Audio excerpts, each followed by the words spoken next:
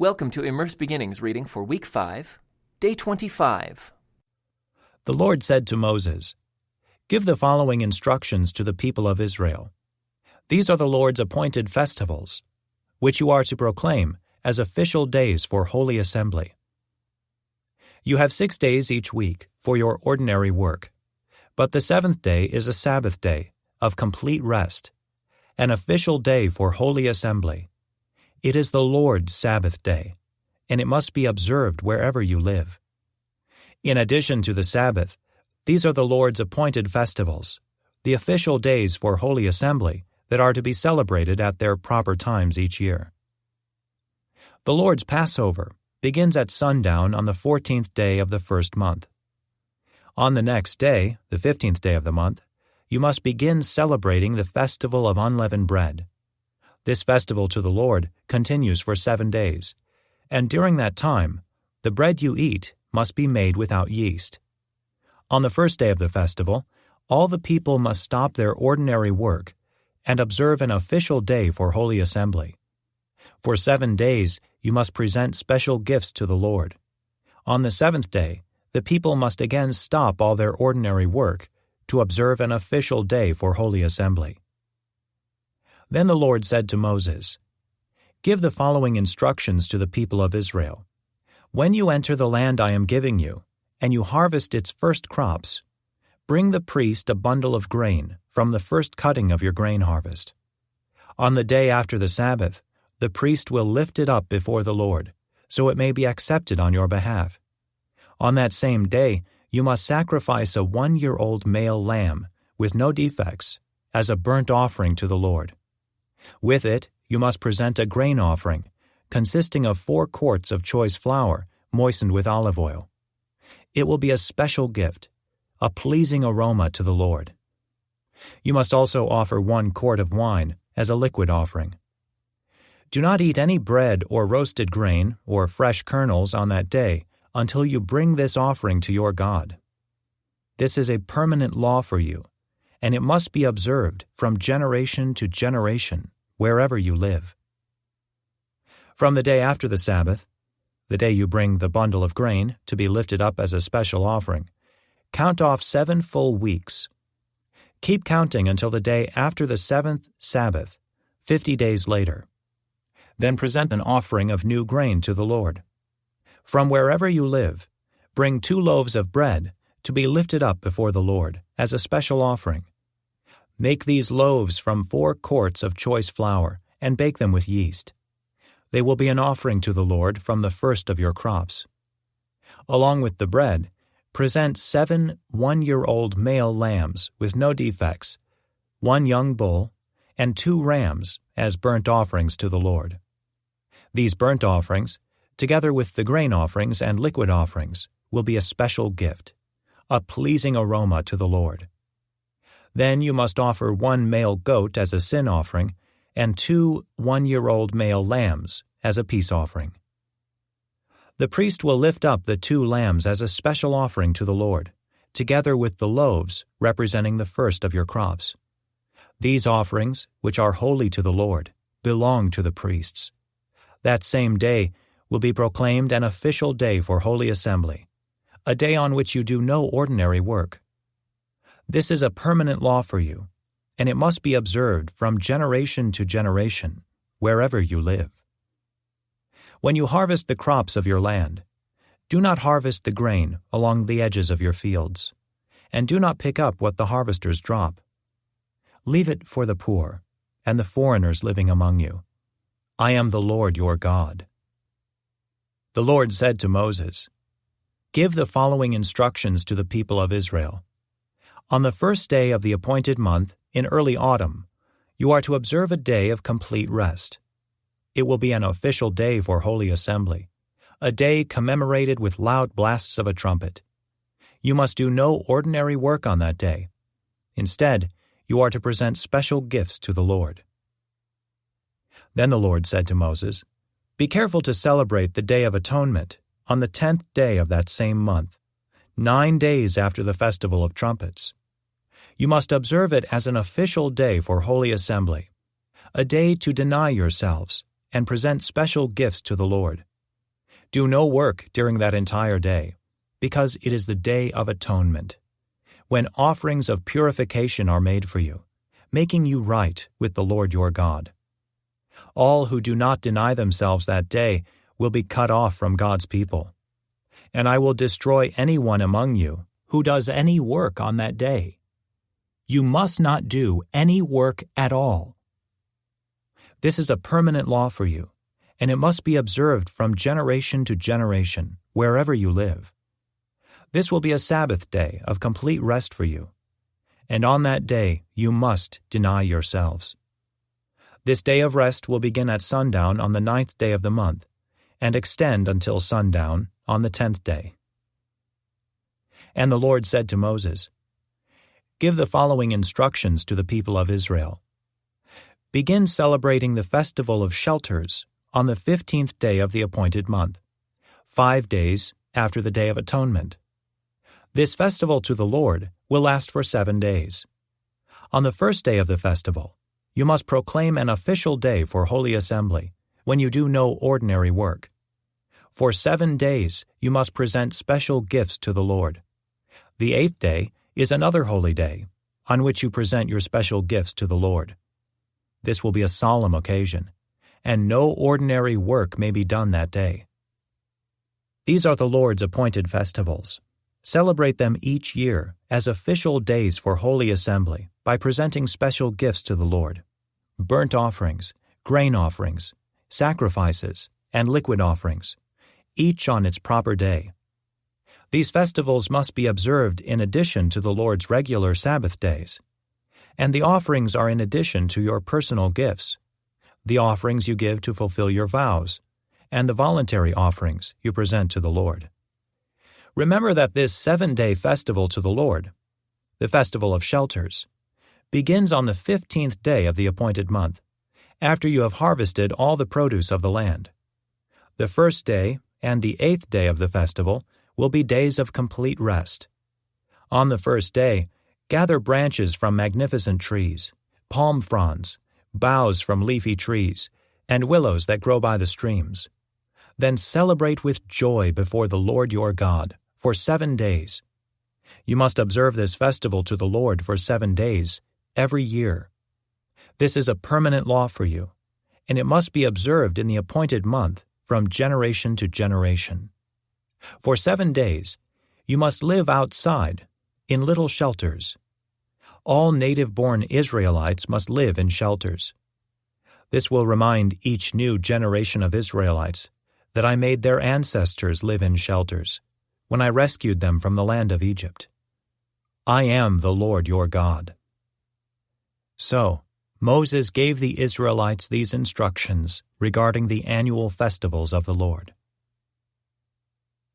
The Lord said to Moses, "Command the people of Israel to bring you pure oil of pressed olives for the light, to keep the lamps burning continually. This is the lampstand that stands in the tabernacle, in front of the inner curtain that shields the Ark of the Covenant. Aaron must keep the lamps burning in the Lord's presence all night. This is a permanent law for you, and it must be observed from generation to generation.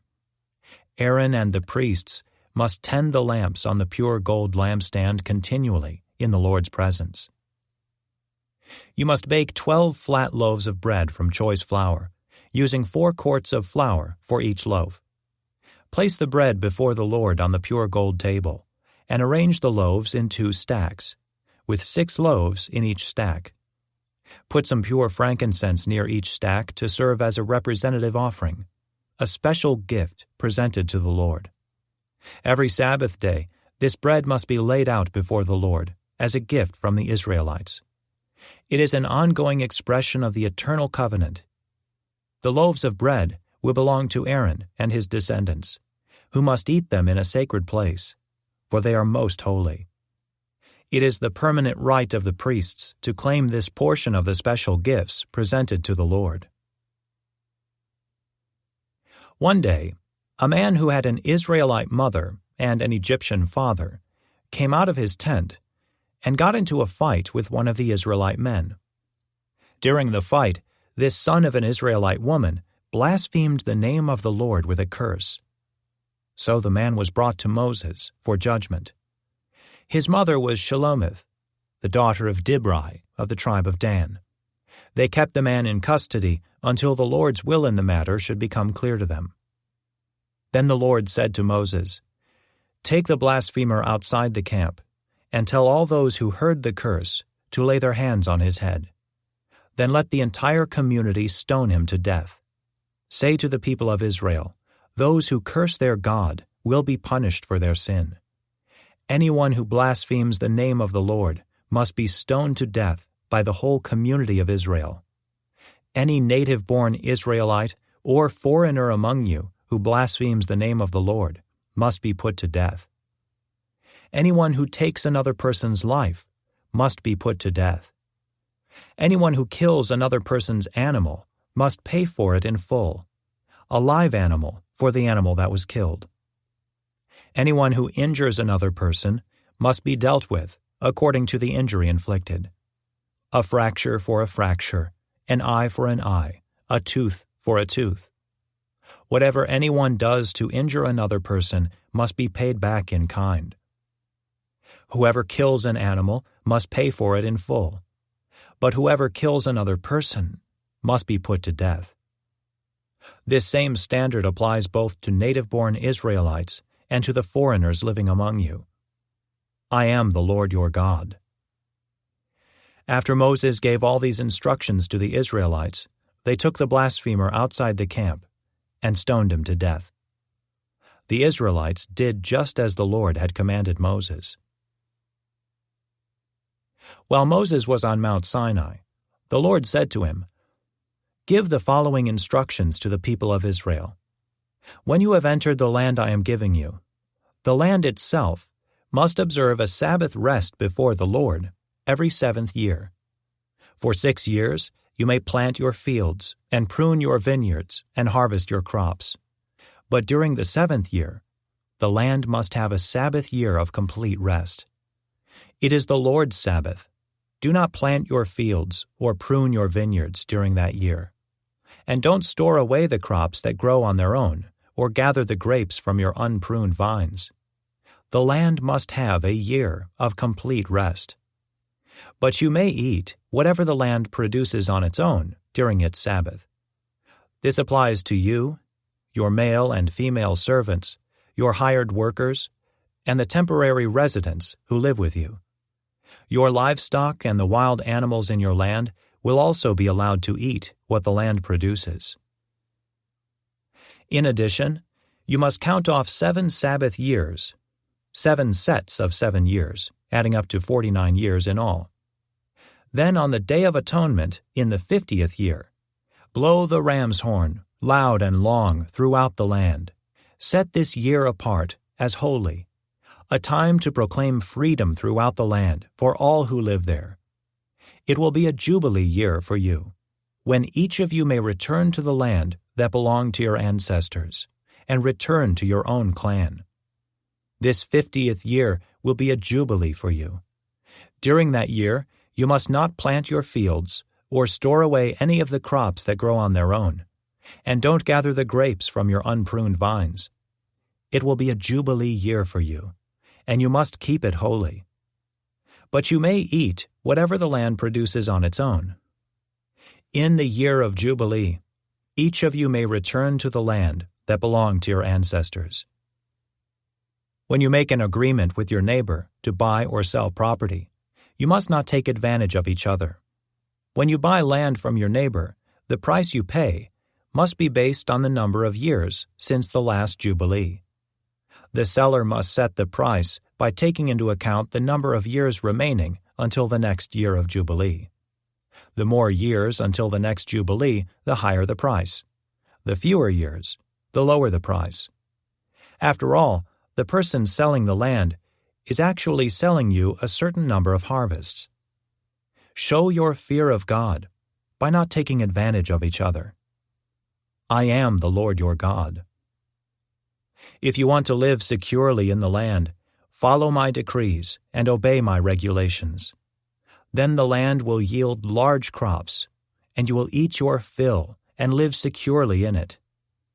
But you might ask, What will we eat during the 7th year, since we are not allowed to plant or harvest crops that year? Be assured that I will send my blessing for you in the 6th year, so the land will produce a crop large enough for 3 years. When you plant your fields in the 8th year, you will still be eating from the large crop of the 6th year. In fact, you will still be eating from that large crop when the new crop is harvested in the 9th year. The land must never be sold on a permanent basis, for the land belongs to me. You are only foreigners and tenant farmers working for me. With every purchase of land, you must grant the seller the right to buy it back. If one of your fellow Israelites falls into poverty and is forced to sell some family land, then a close relative should buy it back for him. If there is no close relative to buy the land, but the person who sold it gets enough money to buy it back, he then has the right to redeem it from the one who bought it. The price of the land will be discounted according to the number of years until the next year of Jubilee. In this way, the original owner can then return to the land. But if the original owner cannot afford to buy back the land, it will remain with the new owner until the next year of Jubilee. In the Jubilee year, the land must be returned to the original owners so they can return to their family land. Anyone who sells a house inside a walled town has the right to buy it back for a full year after its sale. During that year, the seller retains the right to buy it back. But if it is not bought back within a year, the sale of the house within the walled town cannot be reversed. It will become the permanent property of the buyer.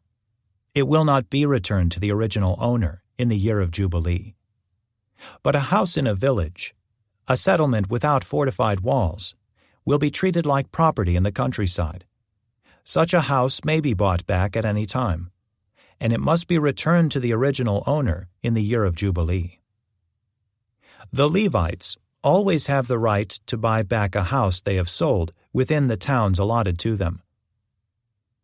And any property that is sold by the Levites, all houses within the Levitical towns, must be returned in the year of Jubilee. After all, the houses in the towns reserved for the Levites are the only property they own in all Israel. The open pasture land around the Levitical towns may never be sold. It is their permanent possession. If one of your fellow Israelites falls into poverty and cannot support himself, support him as you would a foreigner or a temporary resident, and allow him to live with you. Do not charge interest or make a profit at his expense. Instead, show your fear of God by letting him live with you as your relative. Remember, do not charge interest on money you lend him, or make a profit on food you sell him. I am the Lord your God, who brought you out of the land of Egypt, to give you the land of Canaan, and to be your God. If one of your fellow Israelites falls into poverty and is forced to sell himself to you, do not treat him as a slave. Treat him instead as a hired worker or as a temporary resident who lives with you, and he will serve you only until the year of Jubilee. At that time, he and his children will no longer be obligated to you, and they will return to their clans and go back to the land originally allotted to their ancestors. The people of Israel are my servants, whom I brought out of the land of Egypt, so they must never be sold as slaves. Show your fear of God by not treating them harshly. However, you may purchase male and female slaves from among the nations around you. You may also purchase the children of temporary residents who live among you, including those who have been born in your land. You may treat them as your property, passing them on to your children as a permanent inheritance. You may treat them as slaves, but you must never treat your fellow Israelites this way. Suppose a foreigner or temporary resident becomes rich while living among you. If any of your fellow Israelites fall into poverty and are forced to sell themselves to such a foreigner or to a member of his family, they still retain the right to be bought back, even after they have been purchased. They may be bought back by a brother, an uncle, or a cousin. In fact, anyone from the extended family may buy them back. They may also redeem themselves if they have prospered. They will negotiate the price of their freedom with the person who bought them.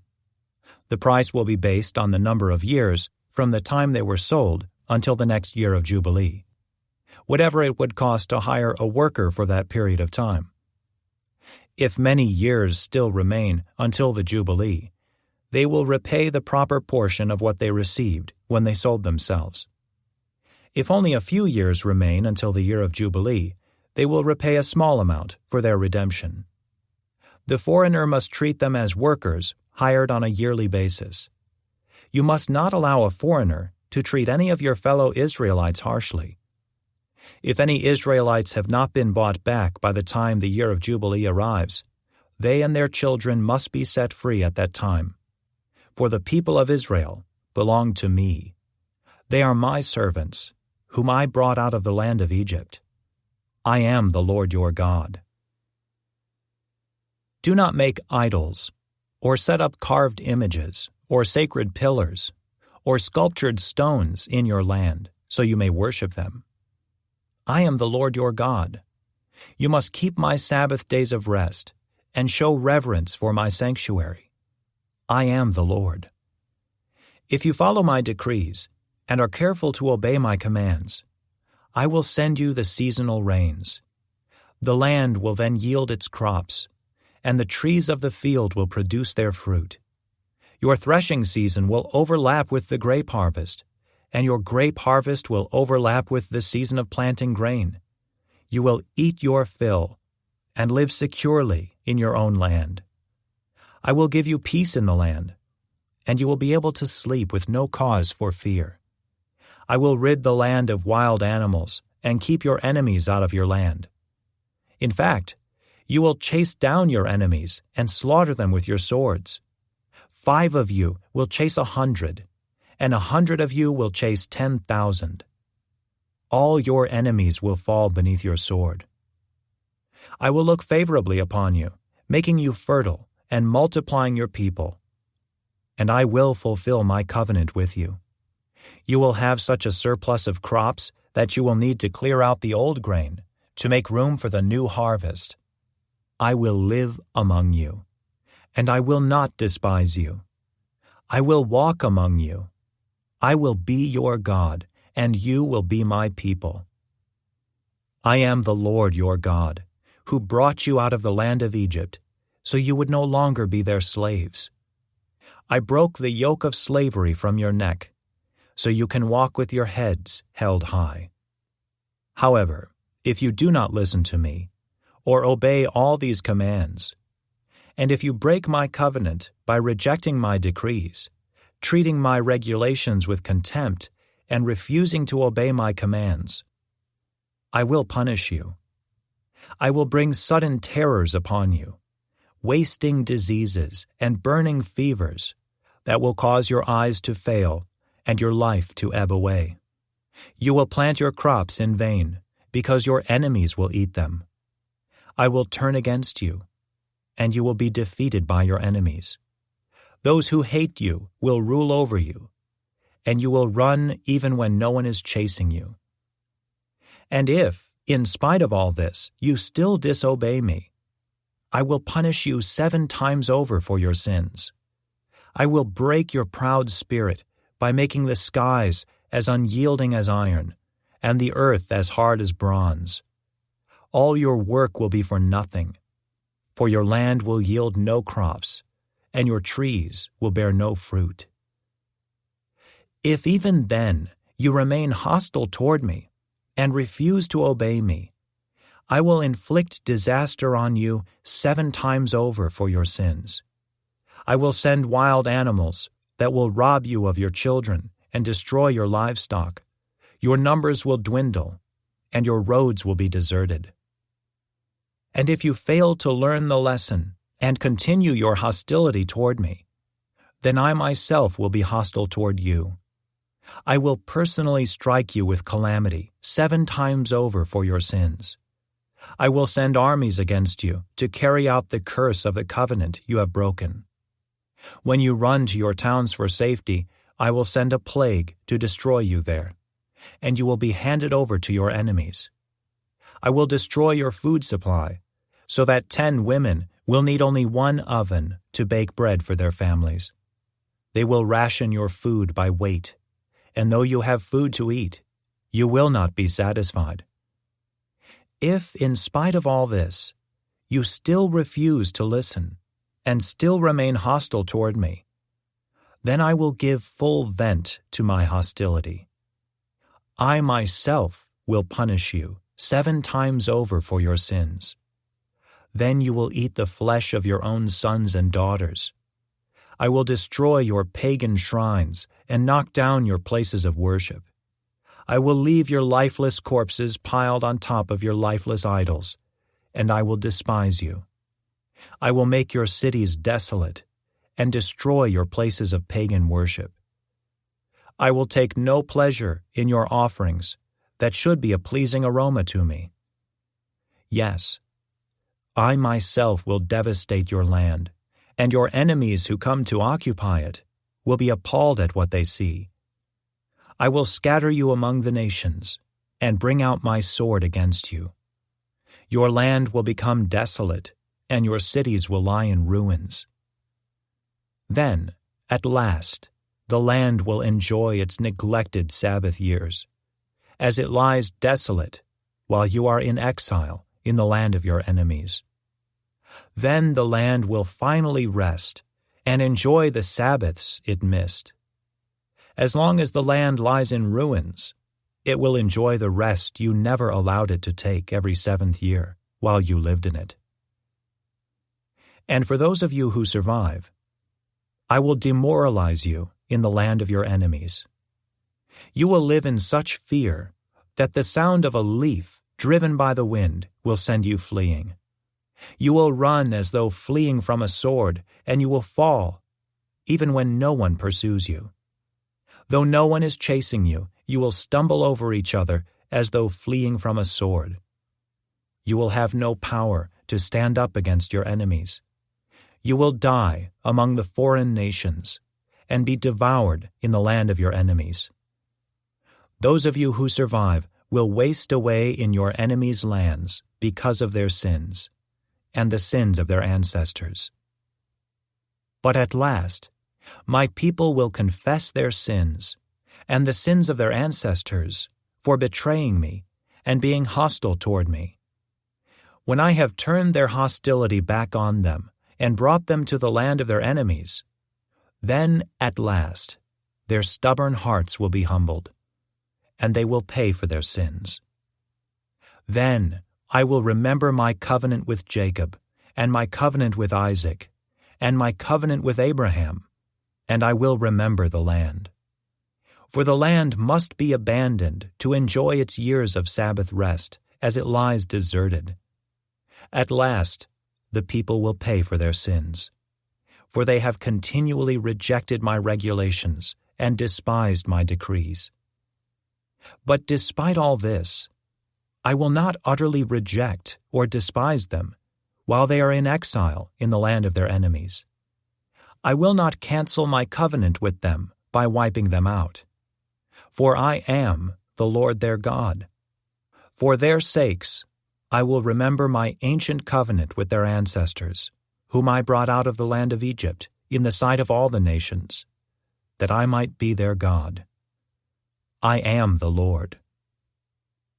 These are the decrees, regulations, and instructions that the Lord gave through Moses on Mount Sinai, as evidence of the relationship between himself and the Israelites. The Lord said to Moses, "Give the following instructions to the people of Israel. If anyone makes a special vow to dedicate someone to the Lord by paying the value of that person, here is the scale of values to be used.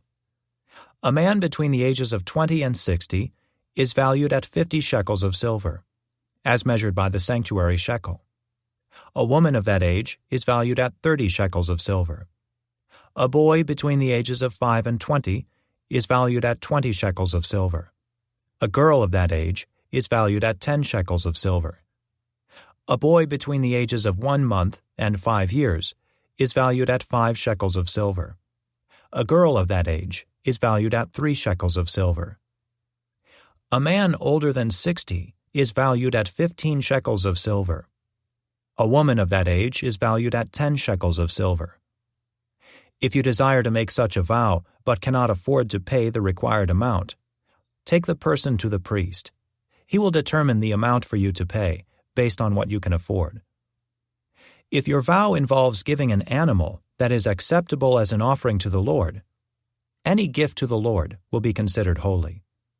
You may not exchange or substitute it for another animal, neither a good animal for a bad one, nor a bad animal for a good one.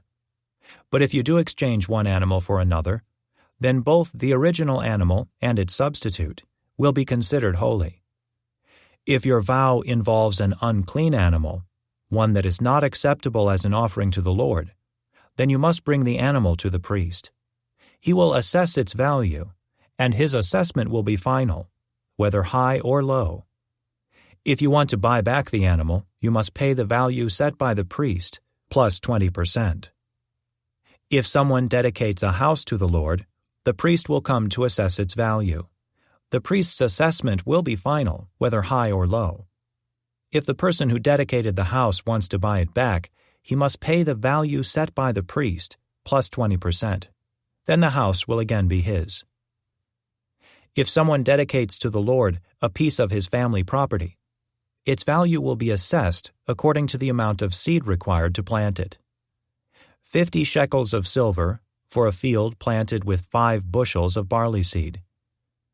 If the field is dedicated to the Lord in the year of Jubilee, then the entire assessment will apply. But if the field is dedicated after the year of Jubilee, the priest will assess the land's value in proportion to the number of years left until the next year of Jubilee. Its assessed value is reduced each year. If the person who dedicated the field wants to buy it back, he must pay the value set by the priest, plus 20%. Then the field will again be legally his. But if he does not want to buy it back, and it is sold to someone else, the field can no longer be bought back. When the field is released in the year of Jubilee, it will be holy, a field specially set apart for the Lord. It will become the property of the priests. If someone dedicates to the Lord a field he has purchased, but which is not part of his family property, the priest will assess its value based on the number of years left until the next year of Jubilee. On that day, he must give the assessed value of the land as a sacred donation to the Lord. In the year of Jubilee, the field must be returned to the person from whom he purchased it, the one who inherited it as family property.